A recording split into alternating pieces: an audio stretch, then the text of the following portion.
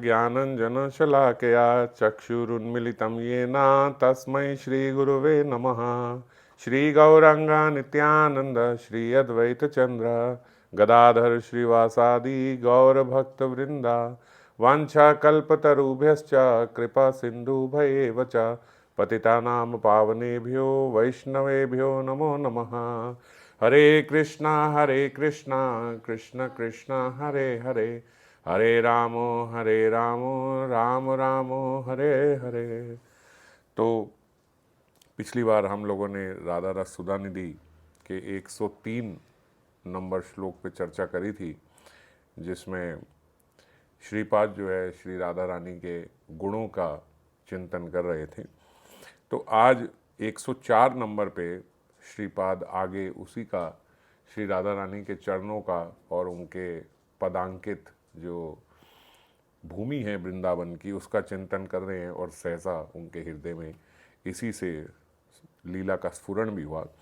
ये शाम प्रेक्षाम वितरती नव उदार गाढ़ अनुरागा मेघ श्यामो मधुर मधुरानंद मूर्ति मुकुंदा वृंदाटव्याम सुमहिम चमत्कार कारिणी अहो किम तानी प्रेक्षे अद्भुत रस निधानानी राधा पादानी। राधा पादानी मतलब जो राधा रानी के पद, यानी राधा रानी के पद इंगित जो वृंदाटव्यम, जो उनकी वृंदावन की भूमि है, उसमें श्री राधा रानी के चरणों के जो चिन्ह लगे हुए हैं वो उसको सुशोभित कर रही है वृंदावन को। आहा मधुर से भी मधुर आनंद मूर्ति मेघ श्यामल श्री कृष्ण नव उदार गाढ़ अनुराग लेकर जिनके दर्शन की आकांक्षा किया करते हैं। मेघ श्यामो मधुर मधुरानंद मूर्ति मुकुंदा, ये श्यामजू को ऐसे पुकार रहे हैं। मेघ श्याम उनका वर्ण है और मधुर से भी मधुर, मधुर मधुरानंद मूर्ति श्री मुकुंद, मुकुंद भी उनको श्यामजू को मुकुंद नाम से पुकार रहे हैं। ये इनका जो अनुराग है ये नव उदार गाढ़ अनुराग है, और ये इस अनुराग के साथ ही वृंदावन में ये शाम प्रेक्षाम वितरती, अपने अनुराग को ही मानो बिखेर रहे हैं वृंदावन को देखते हुए। ये शाम जहाँ देखते हैं, ये शाम प्रेक्षाम वितरती, डिस्ट्रीब्यूट करें, जहाँ देख रहे हैं वहाँ वहाँ उनका वो गाढ़ अनुराग जो है वृंदावन की ओर जा रहा है। वे श्री राधा पदांग वृंदावन में सुमहिम चमत्कारकारी एवं अद्भुत रस के निधान श्री राधा पदांग क्या मेरे नयन गोचर होंगे।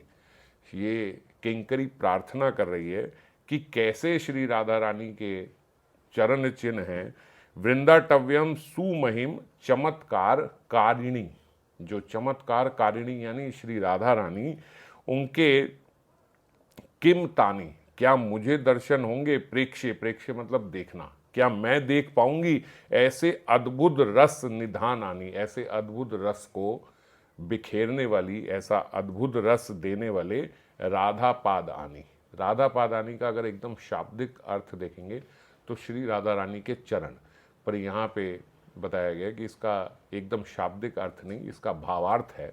भावार्थ ये है कि राधा रानी के चरण अंकित भूमि जो है, उनके चरण चिन्ह जो हैं, तो क्या मैं वृंदाटव्यम वृंदावन में उनके वो चरण चिन्ह देख पाऊंगी जिन चरण चिन्हों को श्री श्यामजू भी ढूंढते रहते हैं वृंदावन में, और जिन चरण चिन्हों से उनका अनुराग जो है वो नव और उदार अनुराग बढ़ता है जब वो उनके चरण चिन्हों को देखते हैं। वो मधुर हैं पर और मधुरा मधुर हो जाते हैं जब वो श्री राधा रानी के चरण अंकित भूमि को देखते हैं। तो श्री राधा रानी के चरणों के बिना श्रीपाद बोल रहे हैं ये विश्व शून्य लग रहा है, और रोते रोते इसी प्रकार से प्रार्थना कर रहे हैं, दुख के सागर में पड़ा हूँ, अपनी कृपा रूपी नौका में बिठाकर श्री चरण सानिध्य में ले जाओ। यहाँ पर श्रीपाद फिर वही, जैसे पहले तो उन्हें एक लीला का स्फुरण होता है, उस लीला के स्फुरण में श्रीपाद आनंद ले रहे हैं, और जैसे ही विराम आता है वैसे ही एक प्रार्थनात्मक उनके हृदय से स्तुति निकलती है, जिसमें वो रोते रोते प्रार्थना कर रहे हैं। हमने शुरू में चर्चा करी थी कि श्री राधा रानी के दर्शन अगर हम लोग पाना चाहते हैं तो जैसे एक बच्चा रोता है तभी माँ उसको उठाती है, ऐसे ही रोना होगा। इसलिए हर जगह ऐसा लिखा है कि रोते रोते प्रार्थना करें, दिखावे वाला रोना नहीं, जो इतनी व्याकुलता हृदय में हो जाए कि राधा रानी के अलावा मेरा इस जीवन में कोई है ही नहीं, ऐसा भाव हमारे भीतर प्रकट हो। और ऐसा भाव तभी प्रकट होगा जब तक हम अनुकूल अवस्था में चल रहे हैं, तब तक इस जगत में ऐसा भाव आना बड़ा कठिन है। सब कुछ हमारे फेवरेबल चल रहा है तो ये जगत बड़ा अपना सा लगता है ना, सब फेवरेबल हैं। आपका बहुत अच्छा परिवार है, बहुत अच्छा व्यापार है, बहुत अच्छा घर है, सब आपकी बहुत रिस्पेक्ट कर रहे हैं। ऐसे में ऐसा सोच पाना कि मेरा कोई नहीं है, ये बड़ा कठिन लगता है। इसीलिए हम देखते हैं कि भक्तों के जीवन में ऐसा समय आता है कि उस समय हर जगह से प्रतिकूलता का वातावरण आ रहा है, और उस प्रतिकूलता में फिर उसे ये रियलाइज़ होता है जो उसने पढ़ा था कि ये जगत जो है ये अपना नहीं है, इस संसार में कोई अपना नहीं है। और तब वो जो उसका पूर्व अर्जित जो भजन है वो भजन काम करता है, और फिर वो भजन उसको प्रेरित करता है कि राधा कृष्ण ही मेरे अपने हैं, वही मुझे यहाँ से निकाल सकते हैं इस दुख भरे संसार से। तो संसार की जो दुखद अवस्था है जो हम पढ़ते हैं, ये जो क्षणिक काल के लिए है, ये टेम्पररी है, ये दुखाल्यम है, ये समझ नहीं आता जब तक परिस्थिति जो है वो बड़े अनुकूल है। तो इसीलिए भगवान कृपा करके भक्तों के जीवन में प्रतिकूलता देते हैं ताकि वो समझ पाए। एकदम सब चीज़ अनुकूलता से हो रहा है तो बड़ा मुश्किल है उस समय समझना। तो जो अच्छे साधक हैं वो थोड़ी सी प्रतिकूलता आने पे ही इस जगत के इस रहस्य को, जो इस माया का जो रहस्य है जो हमें निकलने नहीं दे रहा, वो इसको जान पाते हैं, इसको समझ पाते हैं। और जो थोड़े कम समझदार हैं उन्हें ज़्यादा प्रतिकूलता चाहिए, और जो बिल्कुल नहीं समझ रहे हैं फिर बहुत प्रतिकूलता चाहिए। तो इसीलिए समझदार भक्त थोड़ी सी प्रतिकूलता में ही, जैसे अगर किसी वैज्ञानिक को लेके जाओगे आप समुद्र के किनारे, तो वो केवल एक बूंद पानी बस उसका पिएगा और वो पूरे जो सागर का स्वाद है, पूरे सागर के इस जल का, वो समझ जाएगा कि इस जल में ऐसे ऐसे इतना इतना नमक भरा हुआ है, ये सब है, ये खारा है, ऐसे केवल एक बूंद से। तो ऐसे ही जो चतुर भक्त ऐसा बोला जाता है, जो समझदार भक्त है, वो इस संसार में थोड़ी सी प्रतिकूलता देख के ही इस संसार के पूरे भाव को समझ जाता है कि ये संसार किसी और को, जैसे गौतम बुद्ध का हम लोग सुनते हैं कि उनको ये बताया जाता था कि किसी को दुखी ना देख लें, किसी की चिता ना देख लें, अगर इन्होंने देख ली तो एकदम वैराग्य हो जाएगा। तो ऐसे ही भक्त भी होते हैं कि वो जब किसी और का भी दुख देखते हैं, किसी और को भी देखते हैं कि ये मृत्यु शैया पे जा रहा है, ऐसे जा रहा है, तो वो समझते हैं कि यही एक दिन मेरे साथ भी होगा, यही हमारे निज जनों के साथ भी होगा, वो देख के समझ जाते हैं। और जो मूर्ख व्यक्ति है वो अपने ही घर में भी हो रहा हो तब भी नहीं समझता कि ऐसा कुछ है ना। तो इसीलिए थोड़ी सी प्रतिकूलता से भी हम अपने जीवन में इस बात को समझें। तो श्रीपाद यहाँ पे रोते रोते प्रार्थना कर रहे हैं कि मैं दुख के सागर में पड़ा हूँ। अब देखो श्रीपाद क्या दुख के सागर में पड़े हैं, श्रीपाद के जीवन में क्या ऐसा दुख है। सांसारिक दृष्टिकोण से देखें तो कोई ऐसा दुख नहीं है, पर इतना रो रहे हैं और ऐसे कह रहे हैं दुख में पड़ा हूँ। हमें ऐसे लगता है कि हमारी ऐसी अवस्था जीव की कब होगी, जब सब मर जाएंगे, तभी शायद हम कहेंगे कि मेरा और कोई नहीं है राधा रानी आपके अलावा, है ना। तो वो अवस्था लाएं फिर हम समझे, उससे अच्छा है कि हम पहले ही समझें कि ये अवस्था आ सकती है। जो चीज़ मेरे कंट्रोल के बियॉन्ड है ना, ये मेरे कंट्रोल में नहीं है ये वस्तु, तो जो मेरे कंट्रोल में नहीं है उसको हम अपना ना ही समझें, जो है ही नहीं, मेरे बस में नहीं है। ये शरीर वृद्ध अवस्था में जा रहा है, ये शरीर रोग ग्रसित हो रहा है, ये मेरे हाथ में नहीं है ना। तो जो मेरे हाथ में नहीं है हम उसको अपना ना समझें। जैसे जब तक जो धन, अगर कोई व्यापार कर रहा है तो व्यापारी के हाथ में जब तक धन ना आ जाए वो मानता नहीं है कि ये डील हो गई। जब वो आ गया, जब उसका सामान बिक गया, धन आ गया, तब मानता है कि हाँ ये पैसा ही मेरा है। तो ऐसे ही हम लोगों को भी इस संसार में समझना चाहिए कि जो चीज़ मेरे हाथ में नहीं है हम उसको अपना ना समझें। ये चीज़ ये बियॉन्ड आवर कंट्रोल है, हम इसको कंट्रोल नहीं, हम इसके नियंता नहीं है। तो जिसके हम नियंता नहीं है उसको हम अपना ना समझें, है ना। फिर हमारे भीतर से ऐसी पुकार निकलेगी कि अपनी कृपा रूपी नौका में बिठाकर श्री चरण सानिध्य में ले जाओ किशोरी जी, देखते देखते जब ऐसी प्रार्थना हुई उनके हृदय से तो राधा रानी की कृपा हुई और श्रीपाद को स्फुरण प्राप्त हुआ।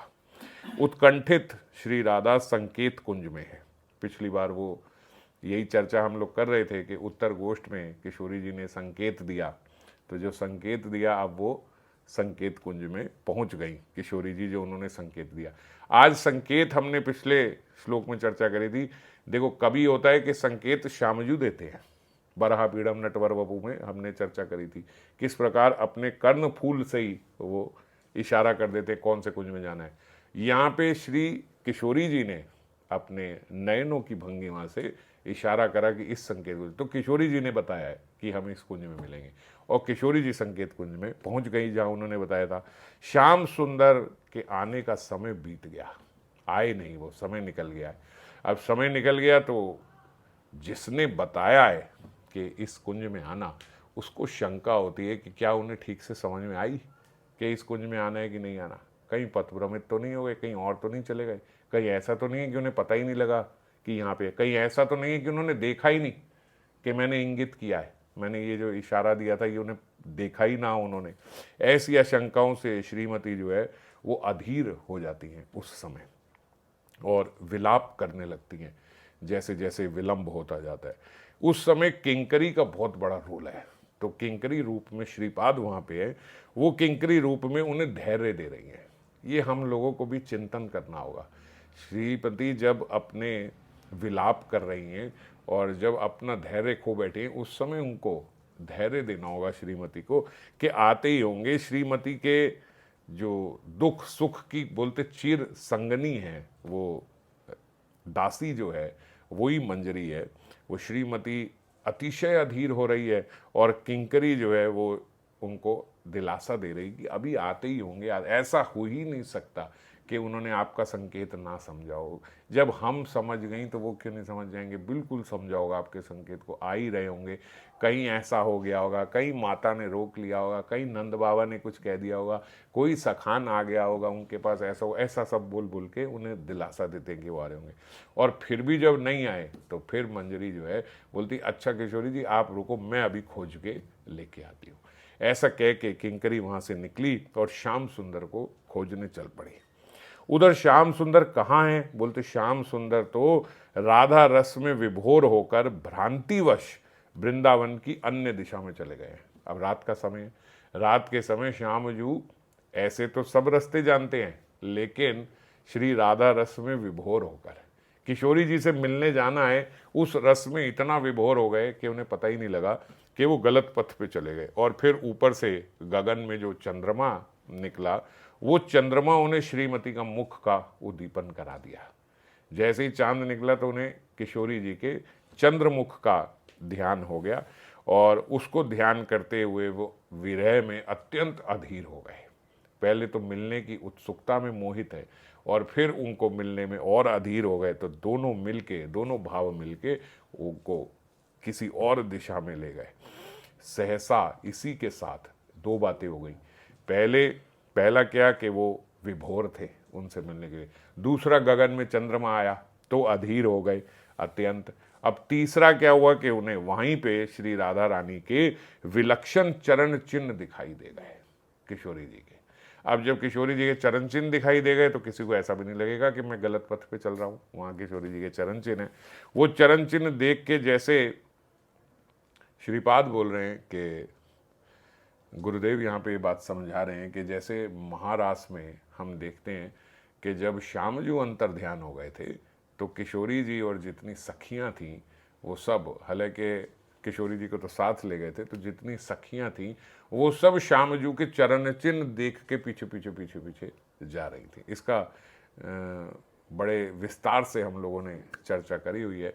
तो वो उनके चरण चिन्हों को देख के पीछे जा रही थी और बोलते आज क्या हो रहा है, आज गोविंद जो हैं वो उनके चरण चिन्ह देखकर विमोहित हो रहे हैं किशोरी जी के। और ये बात अब किंकरी ने देख लिया। किंकरी तो ढूंढने निकली थी, तो ढूंढते ढूंढते वो वहाँ तक पहुँच गई जहाँ पे वो ये देख रही है कि श्री राधा रानी के पदांक जो हैं उनका अनुसरण करते करते गोविंद श्री राधा रानी को खोज रहे हैं। वो सोच रहे हैं कि मैं सही पथ पे हूँ और जहाँ जहाँ उनके दिख रहे हैं।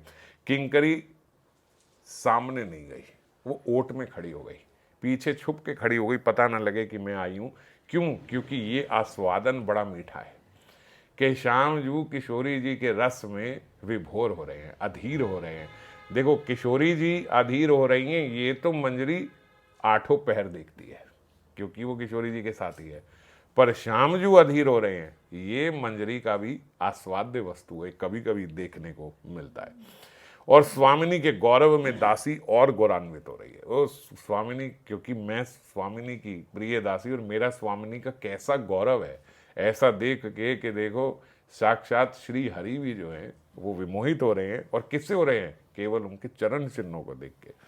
वह देख रही है कि श्री राधा रानी के पदांक दर्शन से श्याम सुंदर परम आनंदित हो गए हैं। मेघ श्यामल मुकुंद इस समय मधुरादपि मधुरानंद मूर्ति बने हैं, जैसा कि श्लोक में शब्द इस्तेमाल किए गए थे। मुकुंद क्यों बोला यहाँ पे? मधुराति मधुर मूर्ति बने हैं। कौन बने हैं? मुकुंद इस समय ऐसे बने। ऐसा मुकुंद क्यों बोला? बोले मुकुंद का एक अर्थ तो ये है कि विश्व को मुक्ति प्रदान करने वाले जो हैं उन्हें मुकुंद बोला जाता है, पर ये ऐश्वर्य ज्ञानियों का ऐसा परिभाषा है।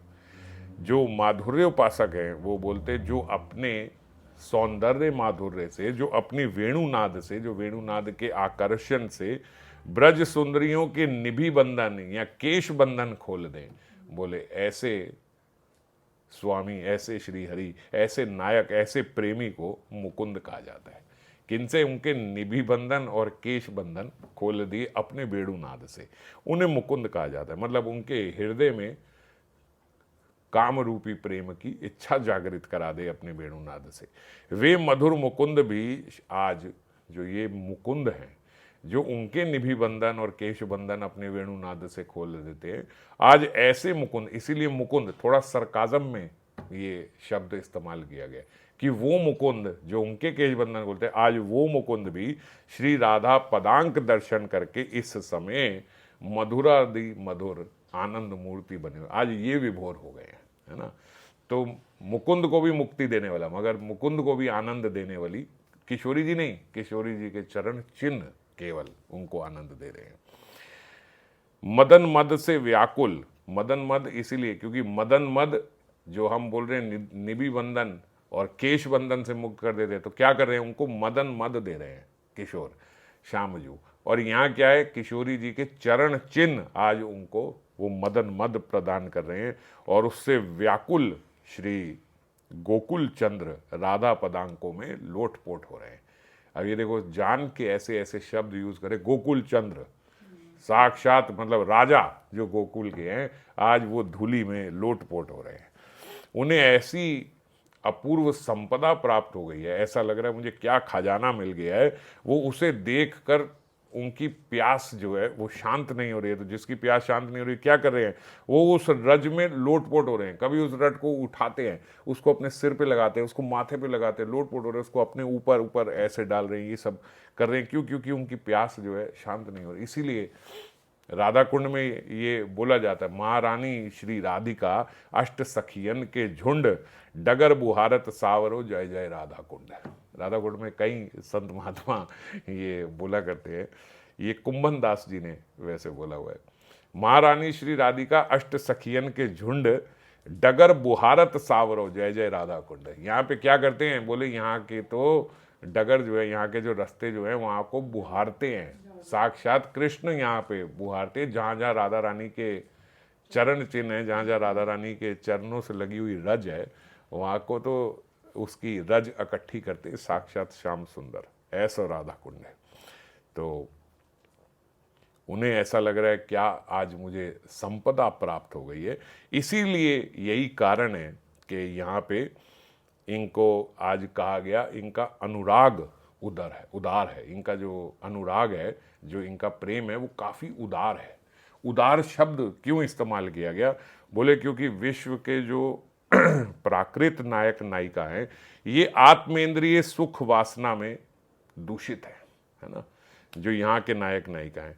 मगर यहाँ पे श्याम सुंदर को देखो कि उन्हें उनकी चरण की रज में वही प्रेम प्राप्त हो रहा है जो किशोरी जी के संग में प्रेम प्राप्त हो रहा है। इसीलिए बोल रहे उदार चित, उदार इनका, जैसे उदार चित्त बोलते हैं ना, ऐसे इनके अनुराग को उदार बोला गया कि कितना उदार अनुराग है। एक लेश मात्र भी इसमें कोई वासना नहीं है। जिसके भीतर वासना होगी, यहाँ के सोचो जो प्रेमी प्रेमिका है, वो कभी ऐसा होगा कि वो नहीं मिली तो उसके चरणों की रज से ही वो अपने आप को अभिषिक्त कर रहा है ना। वो उसके लिए कुछ नहीं है, क्योंकि वो वासना है, आत्मेंद्रिय सुख वासना है उनके अंदर। मगर यहाँ इतना प्रेम है कि जितना आनंद किशोरी जी के संग प्राप्त करने को मिलता है, उतना ही आनंद उनकी चरणों की रज से प्राप्त हो रहा है। और जब इस बात को समझेंगे तब समझ में आएगा कि उदार अनुराग क्या होता है। इसमें हमने पहले एक बार चर्चा करी थी कि देखो भीष्म पितामह जो है, ये देखो ये कितने बढ़ते बढ़ते बढ़ते कहाँ तक पहुँच गए। भीष्म पितामह स्तुति कर रहे हैं श्याम सुंदर की। उन्हें कौन से श्याम सुंदर मनमोहक लग रहे हैं, कौन से सुंदर लग रहे हैं कि कुरुक्षेत्र में अश्वों के चरणों से, अश्वों के, घोड़ों के खुरों से जो रज उड़ रही है, वो रज श्याम सुंदर के मुख पे लगी है। भीष्म पितामह कह रहे आहा कितना सुंदर आपका मुख उस समय ऐसे लग रहा था। धूल दूसरित, कौन सी धूल दूसरित? बोले जो घोड़ों से रज उड़े, कि श्याम सुंदर इतने सुंदर है ना, उनको वो सुंदर लग रहा है।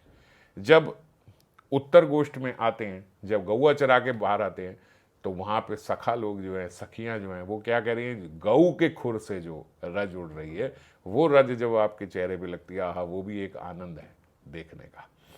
और यहाँ पे अब और आगे आगे आगे बढ़ के बोलते यहाँ पे क्या, कौन सी, जो राधा रानी के चरणों की रज है, वो चरणों की रज जब उनके मुख पे लगी है, तो किशोरी जो उनकी मंजरी है, मंजरी कह रही ये वाले कृष्ण जो है, ये मधुराति मधुर है, कोई साधारण वो रज नहीं, राधा रानी के चरणों की रज जो है वो उनके चेहरे पे लगी। और ये दर्शन भी केवल मंजरी को ही होता है। ये आस्वादन सखियों को भी प्राप्त नहीं होता, ये आस्वादन केवल मंजरियों को ही प्राप्त है। तो बाबा ये कह रहे हैं, हमने पहले कहा है, भगवान भक्त के भजन के अनुरूप कोई प्रतिदान नहीं दे पाते, इसलिए गुप्त रूप से भक्त की चरण रज अपने अंग पर लगाकर सांत्वना प्राप्त करते हैं। जब भगवान को ऐसा लगता है कि ये इतना भजन कर रहा है, ये इतना मेरे प्रेम में विभोर है, मैं इसके लिए क्या कर सकता हूँ। और बोलते जो भक्त है ना, जैसे हम लोग चरित्र सुनते हैं नामदेव जी का और उनका, तो देखते हैं कि ये जाते भी थे तो वो भगवान से कुछ लेना नहीं चाहते। राका बाका का जैसे हमने चरित्र देखा, वो जा रहे हैं, वो उनके लिए लकड़ियां काट के ला रहे, वो भी नहीं ले रहे। लंबा चरित्र आप सब जानते ही हो कि लकड़ियां काटी, सब काटी, वो भी नहीं ले रहे। तो जब कुछ नहीं लेते, जब भक्त ऐसा हो जाए कि कुछ नहीं चाहिए आपसे, तो ठाकुर जी भी हार जाते हैं कि ये मेरे लिए इतना कर रहे हैं, मैं क्या करूं इनके लिए। तो जब कुछ नहीं कर पाते तो बोलते उनकी रज लेके वो अपने माथे से लगाते हैं। ये राका बाका की और नामदेव जी की, तो विठल नाथ जी के ये सब भक्त है। और विठल नाथ जी की भी हमने सुनी है। विठल नाथ जी के माथे पे जो तिलक लगा है, उसके बीच में जो काले रंग का तिलक है, बोले वो क्या है, जितने भक्त मंदिर के बाहर खड़े होते हैं रोज शाम को बंद होने से पहले, शयन आरती से पहले, बोलते वो सारी रज, जहाँ भक्त लाइन लगा के खड़े हैं, वो सारी रज ली जाती है, उसको छाना जाता है और वो रज का घोल बना के सुबह उनके विठल नाथ जी के माथे पे तिलक लगाया जाता है। तो जितने भक्त उनके दर्शन करने आते हैं, उन सब की रज लेके विठल नाथ जी सुबह अपने माथे पे लगाते हैं। ऐसे ठाकुर जी है।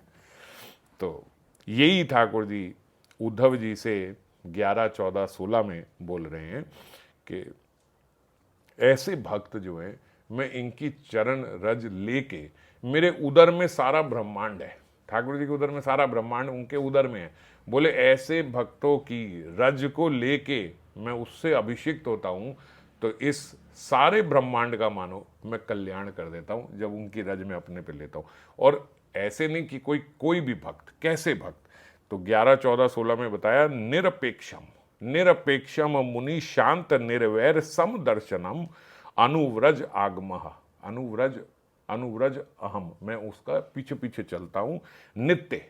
और पुयेये इति आंग्रे रेणु भी, और उनके चरणों की रेणु जो है, चरणों की रज जो है, वो मैं लेता हूँ। मगर कैसे भक्तों की, जो निरपेक्ष है। निरपेक्ष मतलब जिसकी कोई इस संसारिक जगत में इच्छा नहीं है, कोई संसारिक इच्छा ना हो जिसकी, ऐसा निरपेक्ष मुनि जो शांत हो, जो निर्वैर हो। निर्वैर मतलब जिसका यहाँ कोई दुश्मन नहीं है, कोई बैर नहीं है, किसी से द्वेष नहीं है, किसी से ईर्ष्या नहीं है, उसको बोला जाता है निर्वैर। और ऐसा व्यक्ति ही समदर्शनम हो सकता है। तो क्या क्या गुण है जिनके ठाकुर जी रज लेते हैं? निरपेक्ष मुनि, शांतम, निर्वैरम, समदर्शनम, जो सबको बराबर देखता है। ऐसे नहीं कि ये मेरा सगा है, ये पराया है, ये दोस्त है, ये दुश्मन है, ऐसे नहीं। और समदर्शन व्यक्ति तभी कर सकता है जब वो सब में भगवत उपस्थिति देखे कि जो भी हो रहा है ठाकुर जी इसके द्वारा ये करा रहे हैं, जो भी हो रहा है ठाकुर जी इसके द्वारा ये करा रहे हैं। ऐसा भक्त जो होता है उनका अनुव्रज आगमहम नित्यम पुयेय इति आंग्रे रेणु भी। फिर ऐसे भक्तों की मैं नित्य उनकी चरण रेणु अपने माथे से लगाता हूँ।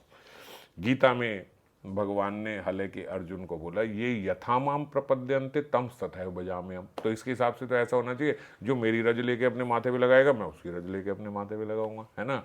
मगर भगवान बोलते हैं कि मेरा ये कंसेप्ट जो है भगवत गीता का, ये प्रतिज्ञा मेरी फेल हो गई। गोपियों के आगे, ऐसे निरपेक्ष भक्तों के आगे मेरी ये फेल हो जाती है। से प्रतिज्ञा भंग हैल गोपीर भजने तहाते प्रमाण कृष्ण श्री मुख वचने। ठाकुर जी बोल रहे हैं ये फेल हो गई। क्यों? क्योंकि गोपियों आपने ये दुर्देह गृह श्रृंखला जो है, मतलब ये जो पारिवारिक जो सुख है, ये जो पारिवारिक आसक्ति है, ये पारिवारिक आसक्ति भी आपने मेरे प्रेम में छोड़ दी। ये दुर्देव मतलब बिल्कुल ना छोड़ने वाली जो है, जो छूटती नहीं है, ऐसी आसक्ति, ऐसी गृह श्रृंखला को भी आपने मेरे भजन में ये भी छोड़ दी। मैं इस निर्वध भजन का प्रत्युपकार करने में देव परिष्माण आयुष काल, मतलब कि अगर मेरी ब्रह्मा जितनी भी आयु हो जाए, यहाँ पे जब भगवान अवतरित होते हैं, भगवान की तो कोई आयु है नहीं, मगर यहाँ पे आके मानव रूप में वो ये बात बोल रहे हैं कि ब्रह्मा जितनी भी अगर मेरी आयु हो जाए तो भी मैं आपका ये ऋण नहीं चुका सकता। क्यों? क्योंकि ठाकुर जी बोलते कि भैया मैं किसी को छोड़ नहीं सकता। ये उनकी एक कमी है। ठाकुर जी किसी को छोड़ नहीं सकते, श्यामजू किसी को छोड़ नहीं सकते। कोई उनसे बैर कर ले वो तो भी उसको पकड़ लेते हैं। जैसे हमने चर्चा करी थी कि भाई आप पूतना को देखो, आप शिशुपाल को देखो, आप उसको देखो, तो कोई भी हो। अब ये तो इतने बड़े बड़े जो असुर रहे हैं वो भी जय और विजयी हैं, उनके अपने पार्षद ही हैं। तो ठाकुर जी बोलते मैं तो किसी को छोड़, कोई एक बार मेरे से कैसा बंधन बना ले, द्वेष का बना ले, ईर्ष्या का बना ले, प्रेम का बना ले, सखा बना ले, मेरे को दास बना ले या मेरा दास बने, कैसे भी। जैसे ऐसा है ना कि आपने एक तार करंट जिसमें से निकल रहा है उसको छू दिया, अब किस भाव से छुआ इससे मतलब नहीं, आपको करंट लगेगा। तो बोले ठाकुर जी भी ऐसी तार है, आपने एक बार तार पकड़ ली, किस भाव से पकड़ी ये वो देखते नहीं, जुड़ गए मेरे से, किसी भी भाव से आपने पकड़ लिया, वो उनके प्रेम का करंट आएगा ही आएगा। तो ठाकुर जी बोल रहे ये मैं नहीं कर सकता गोपियों, आपने अपना सारे सगे संबंधी छोड़ दिए मेरे लिए, सब छोड़ दिया, मैं किसी को नहीं छोड़ सकता, मैं छोड़ किसी को नहीं सकता। तो इसीलिए ये यथा माम प्रपद्यन्ते तम सतैव भजाम्यहम्, ये फिलॉसफी फेल हो गई मेरी भगवत गीता की कि भाई तुम मेरे लिए जैसा करोगे मैं वैसा करूंगा, मैं ऐसा नहीं कर सकता, मैं नहीं कर पा रहा हूं, इसीलिए मैं हमेशा के लिए आपका ऋणी रहूंगा। मैं आपका ऋणी हूं क्योंकि मैं वो कर ही नहीं सकता जो आप मेरे लिए कर रही हो। तो अपने को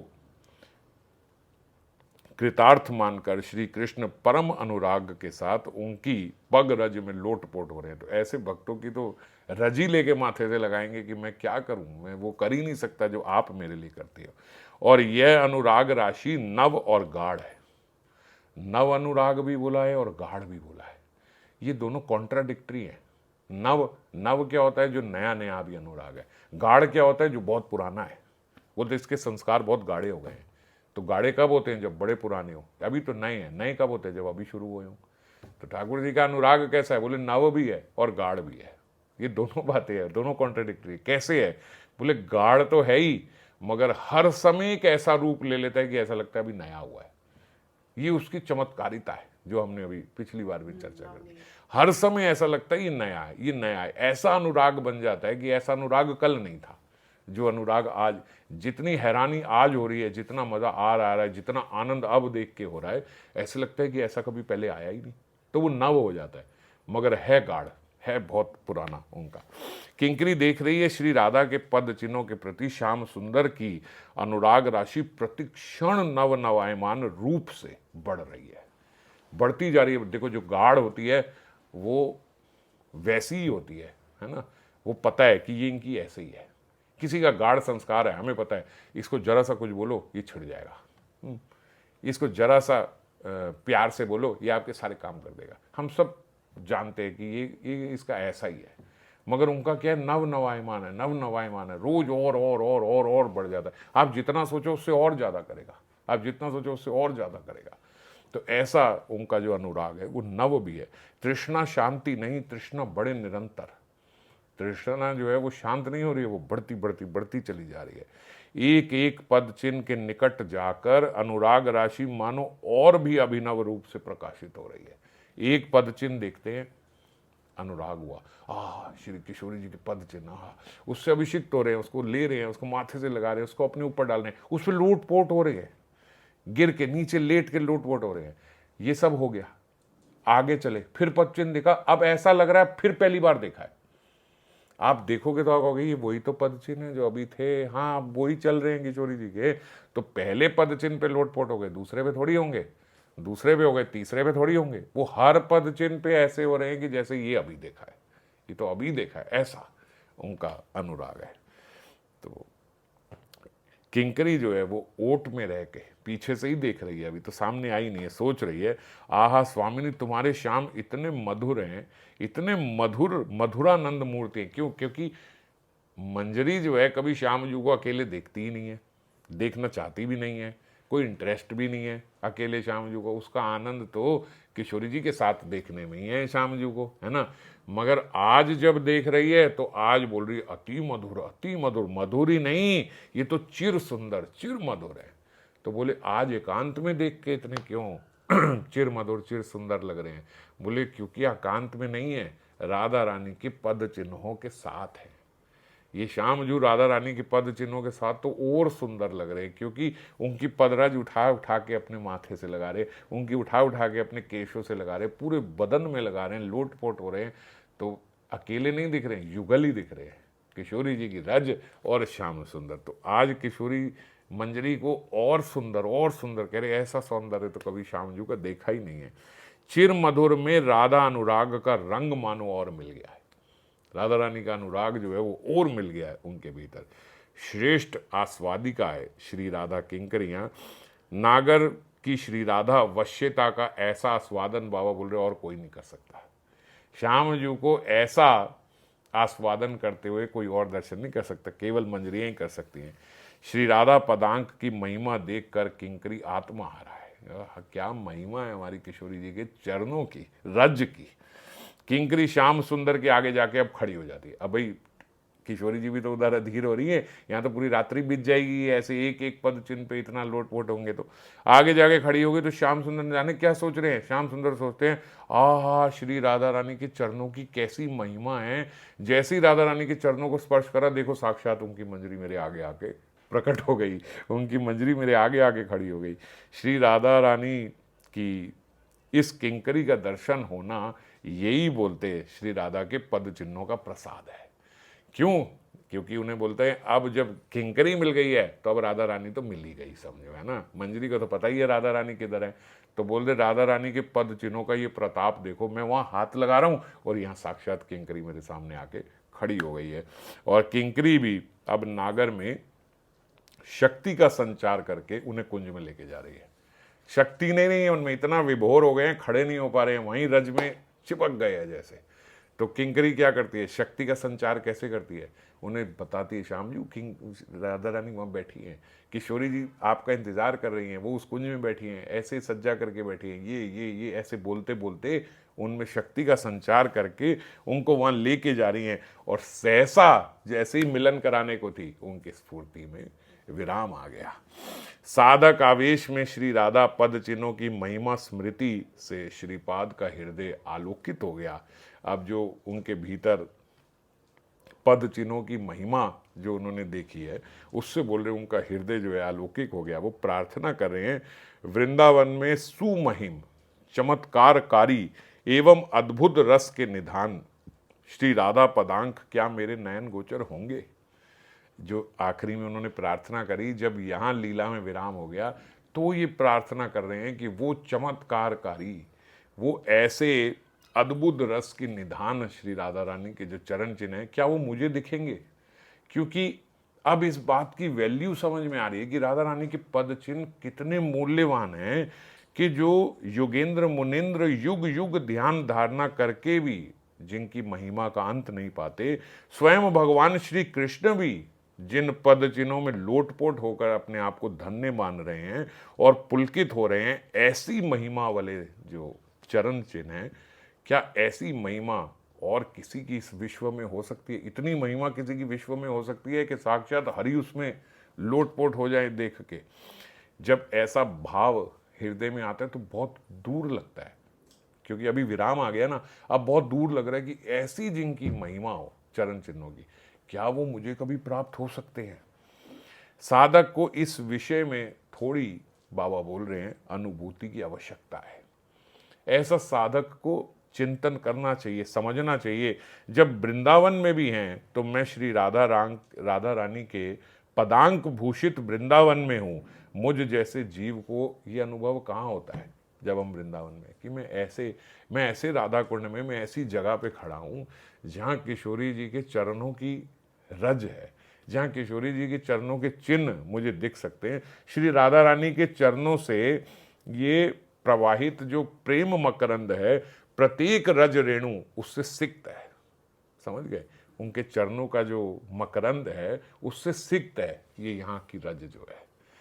तो ये मुझे वहाँ रह के क्या कभी रियलाइज होता है कि ये रज कितनी इंपॉर्टेंट है। ये बात बोलते उस समय तो मन में भी नहीं आती जब हम वहाँ पे होते हैं। सिद्ध जगन्नाथ दास बाबा जी महाराज जो थे, वो वृंदावन वासी जो वहाँ के भंगी मेहतर जो होते हैं, जो झाड़ू लगाते हैं, उनसे रोटी मांग कर खाते थे। और जब लोग बोलते थे कि आप ये क्या कर रहे हो बाबा, आप इनसे जो शूद्र जाति में, आप क्यों इनसे ले रहे हो, आप तो और मांग के ले रहे हो इनसे, तो बोलते थे ये भंगी नहीं है, ये बहुत बड़े सेवक हैं, ये ब्रज रज की सेवा कर रहे हैं। ब्रज रज मानो चिन्मय वस्तु है, कोई साधारण वस्तु नहीं है, ये चिन्मय है, ब्रज रज की सेवा कर रहे हैं। हमने एक बाबा की भी कथा सुनी थी ना, जो गोवर्धन पे झाड़ू लगाया करते, वो हारते थे और वो झाड़ू की पूजा करते थे। वो बोलते थे ये झाड़ू साधारण नहीं है, जिस झाड़ू से रज लग रही है, जो झाड़ू रज रानी की सेवा कर रहा है, तो वो झाड़ू जब खराब हो जाता था तो उस झाड़ू को, जैसे संतों को समाधि दी जाती है, ऐसे उस झाड़ू को वहीं रज में मिला दिया करते थे, नीचे गड्ढा खोद के झाड़ू को रखते थे। बोलते थे बहुत बड़ा सेवक है ये झाड़ू, इसने रज की सेवा करी है। तो ऐसे रज की महिमा को समझना चाहिए। अतएव ये लोग, जगन्नाथ दास बाबा जी कहते हैं ये भंगी नहीं है, ये तो धन्य है, ये लोग परम धन्य हैं, ये भाग्यवान कोई मुनि ऋषि हैं जिनको ये सौभाग्य मिला है कि ये यहाँ के रज की सेवा कर पाएं। इसीलिए महाजन गाते हैं, धूला नए गोपी पद रेणु। ये धूली नहीं है, मट्टी नहीं है, ये गोपी पद रेणु है। ये धूला मेखे छेली नंद सुत कानू, ये धूली तो नंद सुत कानू भी चाहता है, ये वो अपने माथे से लगाता है, ये कोई मिट्टी नहीं है, ये रज है यहाँ की। तो वृंदावन की रज की महिमा हम लोग भी जाने, इसका थोड़ा सा हम लोग भी अनुभूति हमारे भीतर हो, थोड़ा चिंतन करें इसका, तो फिर बात बनेगी, हम वहाँ रह के ठीक से रह पाए। ऐसे ही थोड़े हमारे गोस्वामी जो हैं वो मल मूत्र त्याग करने भी वृंदावन की बाउंड्री के बाहर जाते थे, तो समझते थे कि ये रज जो है ये साधारण नहीं है। तो ऐसा आभास वृंदावन में रहते हुए और यहाँ पे भी हम लोगों को होना चाहिए। आगे फिर अगले श्लोक में कल चर्चा करेंगे। जय राधे।